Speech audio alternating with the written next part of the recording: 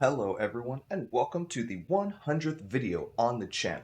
You are live with Endeavor Gaming and today we're going to be taking a look at the Lexington class Dreadnought and showing the progress we have made on this flagship build. So let's just go on ahead and get into it.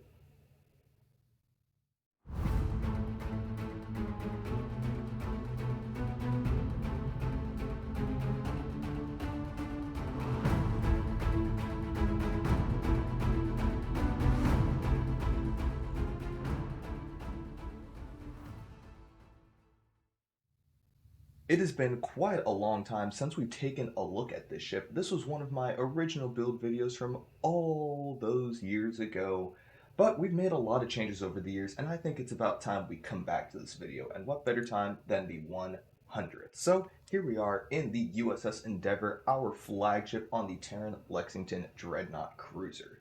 This is still one of my favorite ships in the game. It's got an awesome beam overload cannon scatter volley hybrid, and we're going to take a look at the build and see what's changed over the last couple of years since the last video got posted. So let's start out with our four weapons. Here we have the enhanced biomolecular photon torpedo launcher. This is one of my favorite torpedoes under high yield. It's one of the hardest hitting in the game, and on builds like this, I just can't go without it. It also has a really nice two-piece set that we'll get to a little bit later. Next, we have the Phaser wide-angle dual heavy beam bank. This is from the Discovery reputation. It's a lot of fun, especially on beam overload. I tend to throw this on. I've been noticing it's been doing a little bit less damage than normal. It's actually been out-damaged by a beam array we'll get to in a minute here. Next, we've got the Terran Task Force dual heavy cannons, sort of in line with that CSV hybrid. These are some of my favorite cannons in the game. I used to really like the Agony quads, but when they nerfed them, I went back to these Terran Task Forces, and I haven't looked back. And then lastly, the beam bank that I said was out-damaging my phaser wide angle. This new Obliviating Phaser dual beam bank. So recently, Spencer did a video going over all of the different beam types and showing which one sort of came out on top. And the advanced for single beams was still coming out on top for the most part. Really solid beams. I love the hell out of them. But I love the visuals on these Obliviating Phaser beam arrays and beam banks. They look so good. I had to throw them on here. For our deflector, we have the Elite Fleet Intervention Protomatter Deflector Array. I believe this is the same as on the original build, but our mods have changed slightly. We're leaning a little bit harder into shield cap because now we have debris screen that is making everything just so much more fun. Next, for our impulse, we have the prevailing integrated impulse engines. This is likely the same as the last build. When you're activating those firing mode bridge officer abilities, you're getting that nice boost to your speed, which is always convenient. On a ship like this, it's a little bit slower, but we're able to make up for most of that. For our warp core, sometimes I go back and forth between this one and the Disco for the Disco 2-piece, but here we have the Elite Fleet Plasma Integrated Warp Core. I just really like the mods on it. We have weapons to engines, weapons to shield, and weapons cap. Those three are absolutely fantastic to have. And then for our shield, unsurprisingly, we've got the Discovery shield. I've got it rolled for cap again to sort of lean into that debris screen just a little bit more. For our aft weapons, we have a sensor link turret here. It's a solid turret. I like using them. I needed a turret in the back to feed into that CSV, and it goes really nicely with this heavy biomolecular phaser turret. So this is part of that two-piece with that torpedo I mentioned earlier. And when we bring this up and scroll down, we can see that that two-piece is giving us a 7.5% bonus to our phaser damage, which is always appreciated. For our two Omnis, we have the Trilithium Enhanced Omni. I am not running the two-piece set anymore. I decided that that little boost of haste wasn't quite worth it for giving up a console slot, but I still really like this Omni, so it stayed on. And then we have an omnidirectional Obliviating Phaser Beam Array. So I was lucky enough to be able to buy one of these. It's a really good looking phaser. It's moderately powerful. It'll do what it needs to do. If you don't have this, basically any other phaser will do. If you've got, one of the exchange ones or one of the crafted ones, you could always throw that on. Like, I might throw on the sensor linked omnidirectional beam array that I've got sitting around. I have this 32nd Century one sitting around too that I could throw on. But I've really started liking the Obliviatings. For our devices, this has mostly gone unchanged. We have energy amplifiers for that bonus energy weapon damage. We have the Tyrium surplus. We have the red matter capacitor just in case we need a little bit of extra oomph for our power. The Kobayashi Maru, because if I can fit it, I'm putting it on the ship. And lastly, our temporal negotiator, just in case some cooldowns don't work out in our favor, we need something up right now. Moving on to our consoles, one of the reasons I love this ship. It gets 2 universal console slots. Thank you, Miracle Worker Vessels. So nice. So, Lorca, this one hasn't changed. Lorca almost always goes in a universal console slot if I can help it, just so I have those tactical spaces free. But this is one of the big new changes. We have the Hydra console off of the brand new Hydra class. So, I know what you're thinking. Obviously, the passives are 30% turn speed, flight speed, and damage for your hangar pet to targetable torpedoes. This does help our hangar bay. That has changed, and we'll get to that a little bit later. But the 20% increased cannon damage definitely isn't bad when we're running half CSV. But the clicky is so much fun. It will bring the pets to you, and they'll all just use what is basically just a watered down phaser lance, and it hits like a truck. I have been loving this console and this ability so much. Guys, for those of you who don't know, the Hydra's in the 13th anniversary bundle. It is also available separately. I highly recommend the ship. It's a ton of fun. There'll be a video coming out on it soon. Moving on, another big change, we have experimental power redirection. This is the console off of the Excelsior 2 from the Infinity Lockbox. I mean, its passives are fine, but its clicky is so much fun to use. It's basically just a full phaser spread around your ship. It does a pretty good amount of damage. It was actually able to out-damage the immolating phaser lance, and it's a lot of fun. I've also been toying around trying to find out, and anyone in the comments, welcome to confirm this for me, that the beam activations on this are working off of mixed armament synergy, which is really, really cool. Next, we have DPRM. This is a pretty done deal. This comes off of the Atlas class. Not nice boost to our bonus damage, as well as giving us a little bit more survivability is always nice to have. Next, we have binaural infusion circuits. I try to fit this on to DPS builds where I can. I like the control expertise, and the crit severity is even better.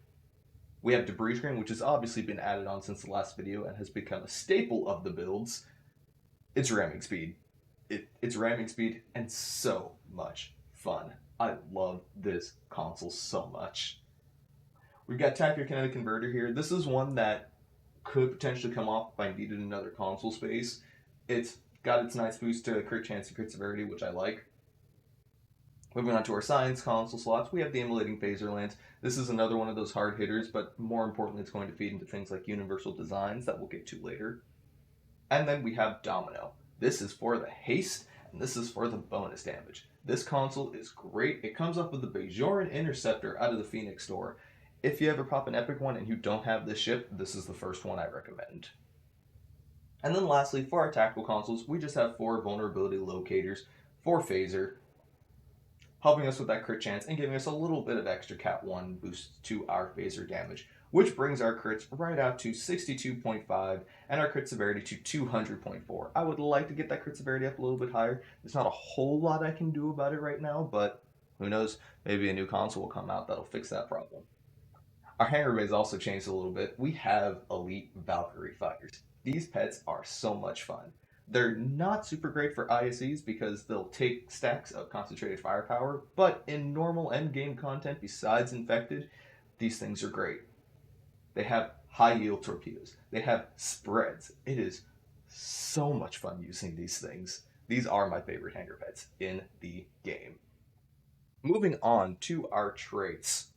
This has gone more or less unchanged, but there's been a few slight additions that are worth going over. First, we've got Good Day to Die. This lets us use Go Down Fighting at any hull integrity. Go Down Fighting is a very, very, very fun ability if you are a tactical captain.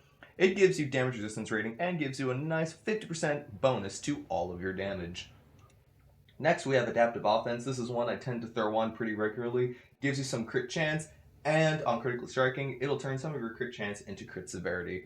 It's a really nice one. If you can fit it on, you can. Another one I try to use sometimes, though this isn't the best ship for it, is Anchored. It'll give you bonus damage the longer you sit still. This isn't really the ship I do it on, but on torp builds, or if you're running this build on something a little bit bigger or a little bit slower, this might be a good one to use too. Next, on our ship, we have Context is for Kings. This is that one I mentioned in the last video, but it's a win-win. You're either getting damage resistance, or you're getting bonus damage. It encourages you to not get shot, which is always appreciated. Next, we have Fleet Coordinator. This is a playing with other people sort of thing. It'll give you bonus damage for every team member you have. And ISCs, that's obviously just going to be 10%. It's very nice. Next, that I just accidentally unequipped, we have Intelligence Agent Attaché. So every time we crit, we're going to restore 2% of Captain Ability Recharge. This ship will crit a lot. You will notice this working. Trust me. Next, we have Self-Modulating Fire. This is a newer one that I've started using. Alpha really got me into using this on more builds, including my Beam Overload build. So every time we get a crit hit, my energy weapons and projectiles will gain 50% shield penetration for 10 seconds. I'm waiting to see how well this is going to work out, but the initial results are promising. I've been enjoying it. We have Superior Beam Training. This is an obvious one. You pick up the Superior version from K13, but 7.5% bonus beam weapon damage. Can't go wrong. We have Terran Targeting Systems. This is going to give us some crit severity, which is always nice. We have the Boimler Effect, which is a staple of basically all builds. You want to use Boimler Effect. It'll change your life. And then lastly, we have Unconventional Systems. I believe this is also one we did not use on the previous version of the build, but every time we use a Control Bridge Officer ability, we'll give a nice little recharge boost to our Universal Consoles, which is always appreciated. Moving on to our Starship traits, we have Terran Goodbye. This is one that's usually used, especially on some of my higher end ships. Every time I defeat a foe, I'm getting some accuracy, but more importantly, I'm getting that crit chance that stacks up to 3 times for a max of 15%. We have Emergency Weapon Cycle. This is a done deal. 50% weapon power cost reduction, as well as a 20% boost to our firing cycle haste. Super Weapon Ingenuity, the staple of all Beam Overload ships. It'll get that beam overload to just about 100% uptime from 10 seconds to 15 seconds, and with Boimler we can also get that cooldown to 15 seconds. Universal Designs, like I mentioned earlier, the Immolating Phaser Lance is going to feed into this every time that Phaser Lance shoots off. We are getting a 2% boost to our crit chance and a 10% boost to our crit severity, which stacks up to 5 times, which, if you're doing the math, gives you 10% crit chance and 50% crit severity. Next, we have Exodus Active Probat. This is one of the other reasons why I just love the Lexington so very much. We have intel abilities on here. We can fit them, which means we can use Exodus. It'll give us some bonus weapon damage, as well as some Starship expertise, and it'll make it even harder for us to be targeted. What's not to love? And then lastly, but certainly not least, Superior Area Denial. If you have a ship with pets, this is a great trait. Comes off of the Mirror Angle, which you can get included in the 12th anniversary bundle. It'll give Fire at Will 1 and Scatter Volley to your hangar pets, and it'll debuff them for every target that is hit with your Scatter Volley or Fire at Will. I love this trait. I love everything about it. I love the 12th bundle for giving this to us on account unlock. It makes my life so much easier. Next, we've got our space reputation traits. First, we've got controlled countermeasures. We've got a couple of control abilities here, so might as well use that to get ourselves some bonus energy weapon damage. We've got Tyler's Duality, which is going to give us a little bit of crit chance based on our hull. Obviously, we're not maxing this out. This isn't my strongest ship ever, but it's enough to justify it. Next, we've got Firepower. Again, pretty simple Cat 2 boost to our weapon damage. We've got Precision that feeds into our critical hit chance, and then we have Advanced Targeting Systems that feeds into our crit severity. The Space Reputation is really more up to you depending on what you want to do in the run. Right now I've got a little bit more survivability stuff on here. The Biomolecular Shield Generator, the Sensor Interference Platform, the Quantum Signaling Manipulation, and then the Refracting Tetryon Cascade. So, that's the traits. Let's go ahead and take a look at our Bridge Officer Stations.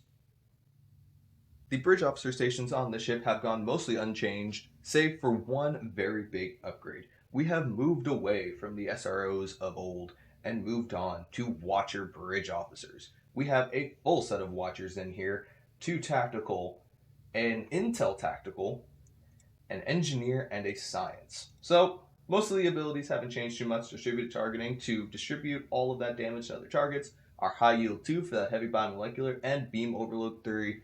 If you're running a beam overload ship, I highly recommend running beam overload 3. There's a pretty noticeable damage fall off with 2. For our second tactical, we've got Chemosite Laced Weaponry, Cannon Scatter Volley 1, which used to be Cannon Scatter Volley 2, and Attack Pattern Omega 1. I used to run beta, but I've been trying out Attack Pattern Omega 1. I like having a little bit extra flight speed, and bonus damage is bonus. Can't go wrong with it. For this intel seat here, we have viral impulse burst and override subsystem safeties too. So override subsystem safeties is a pretty obvious one. This is going to give us some extra power, but viral impulse burst is a newer one. I'm running this for the unconventional procs. It is a control ability. I really like that when Intel 2.0 launched, a lot of the abilities became things that could proc unconventional systems, and viral impulse burst was one of them. Moving on to our engineer, nothing here is super surprising. Emergency powered weapons 1 for that nice little boost to our weapon damage. We've got emit unstable warp bubble on here now, which again is an unconventional systems proc. And then we have narrow sensor bands 3 and mixed armaments energy 3. These two are obvious. They're the staple of any direct energy weapon build on American worker ship. You want to be using them. Lastly, for our science, we've got jam targeting sensors. Again, unconventional proc. You could use tractor beam on here. The reason I stopped using it was mainly just because you had to be pretty close to an enemy to use tractor beam 1, and jam targeting sensors is an AoE attack. I like this one a lot more. Now taking a look at our duty officers, this hasn't changed too much since the last time, but we should go over them again just to be sure. First, we have 2 energy weapons officers. Both of these are giving us a chance for our beam overload to cause extra shield pen against our targets. So I would like to have 2 purple ones here, but because I don't have 2 purple ones, I'm going with the purple and a blue. If I get a better duty officer, something like 27 of 47, will probably take the place of this blue one. We've got 24 of 47. This one is a attack miracle worker for power levels and crit chance, which is pretty nice. We have a crit chance buff on firing energy weapons duty officer.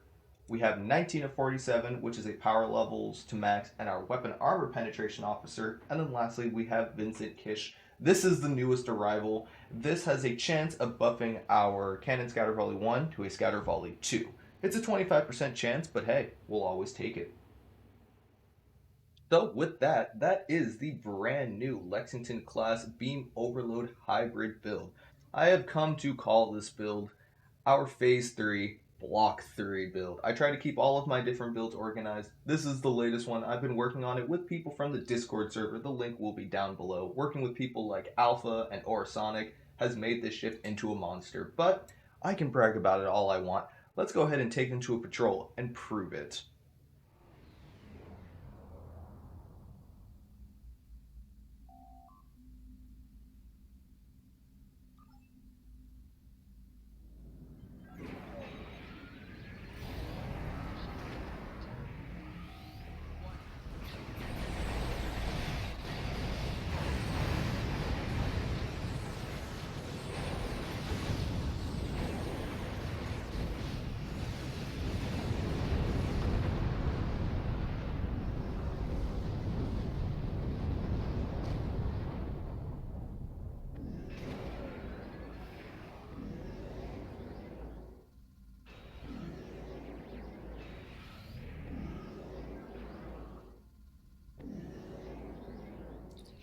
Entered an area. Ewart, looks like our fight got them to notice us. Let's go over here and see if they're stalled. Bring them out of sight.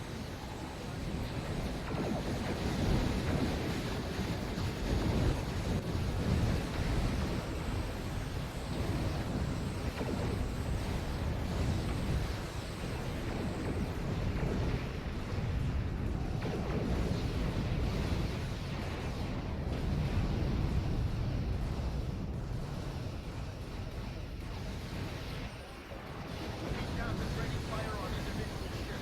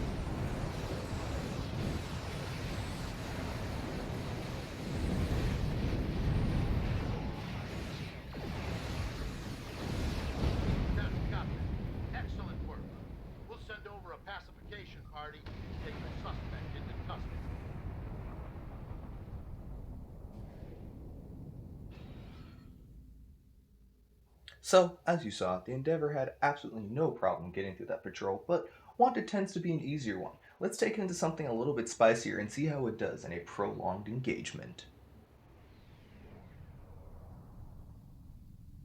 Good to see you, my friend. We can ponder the...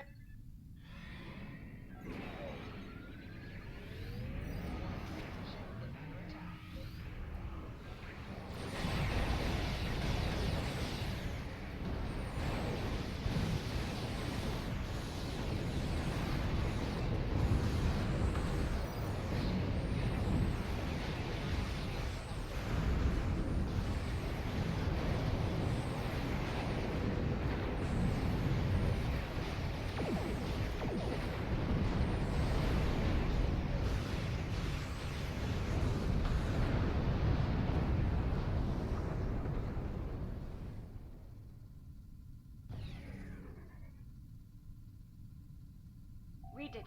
Sense to a... Klingon vessels are boarding. That looks unstable. We need to hurry or those ships will break.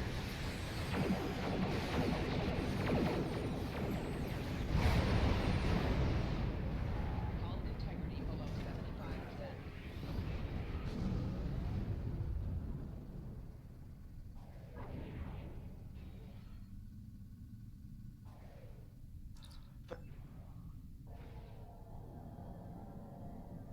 Truly. Our systems, Under this, if you feel... that's one less rift to worry about. Let's regroup with Kumar. Bad news, I'm afraid. Klingons are approaching our position. Warning.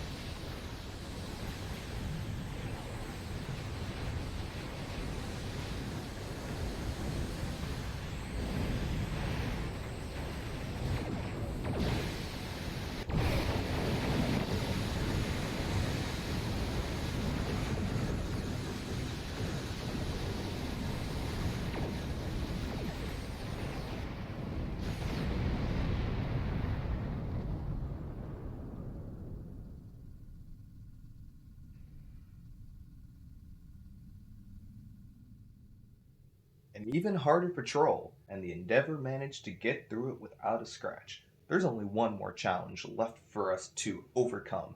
Let's take this thing into a solo ISA and see how it performs.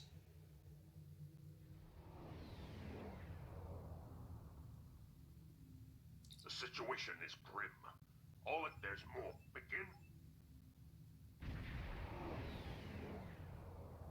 This is the Kobayashi Zone.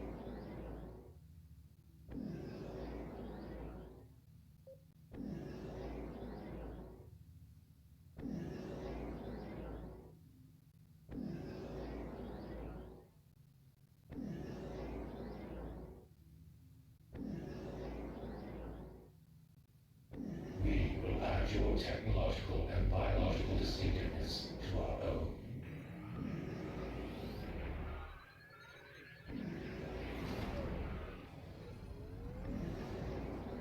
Scanning the nanite transformer. Done. Additional data expected.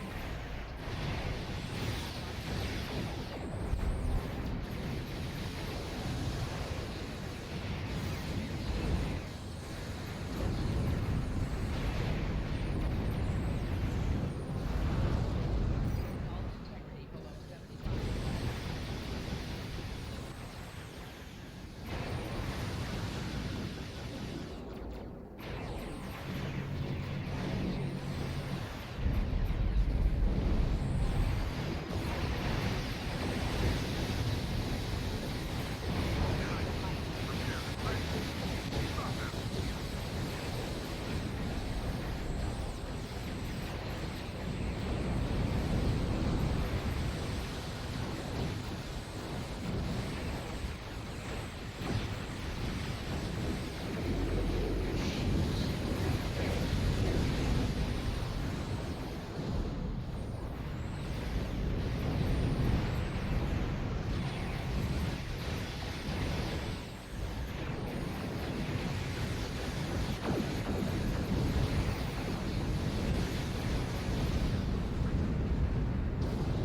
A probe is closing in on a transformer. Destroy it.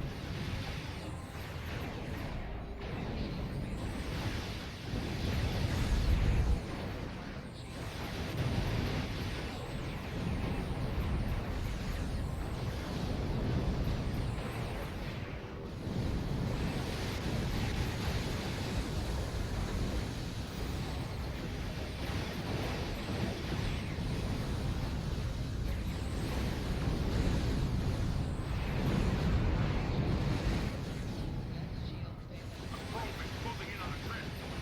Destroy it.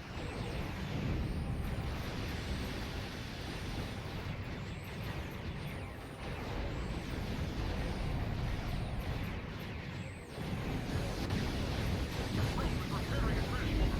Destroy it. Quickly.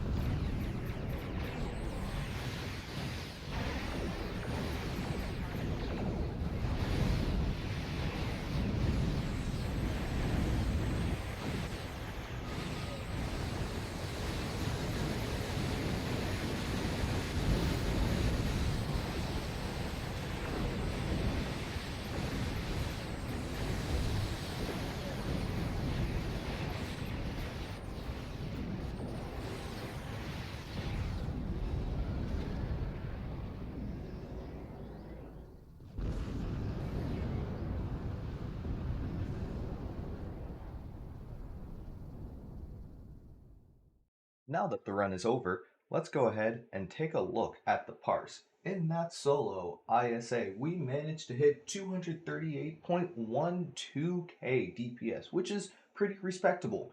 We had a max one hit of 1.57 million and a crit rate of 36.63. Now, that does seem a little low, but it is worth noting that that includes our pets, which do not crit nearly as often as we do. Taking a look at the Parse, looks like once again the phaser wide angle dual heavy beam bank managed to come out on top with about 30k DPS just from that. After that, we had our obliviating dual beam bank, our omnidirectional obliviating phaser array, and then our trilithium enhanced phaser array, which is pretty good. Overall, weapons performed very well. They all had crit rates in the 90s, which was really, really nice to see. Our pets did a pretty good amount of work. They were 12.8k DPS on their own. They were putting in work. They managed to get a kill. Our debris screen was lower than it normally is just because we only really managed to use it once during that run, but it still did more than well enough to justify its place. Engage the Hydra. Again, only got one shot off with it, so it didn't do quite as much, and in an advance, it really wasn't doing as much as it can really do. In TFOs and stuff, I find that this performs a whole heck of a lot better, and in ISEs, it performs a heck of a lot better. Overall, I really love this ship. The Lexington is one of my favorites. It's got that nice balance of things that work with fighter pets. It's got beam overload, it's got cannon scatter volley, it's got everything I could want from a ship, which is why it remains my favorite. What do you guys think of the Lexington class Dreadnought? Let me know in the comments, and check back very soon because we will have build videos going out on all of the brand new 13th anniversary ships. It's going to be a whole lot of fun. They are some really fun vessels to fly, and I hope you'll join me. As always, you have been live with Endeavor Gaming, and remember to keep calm and game on.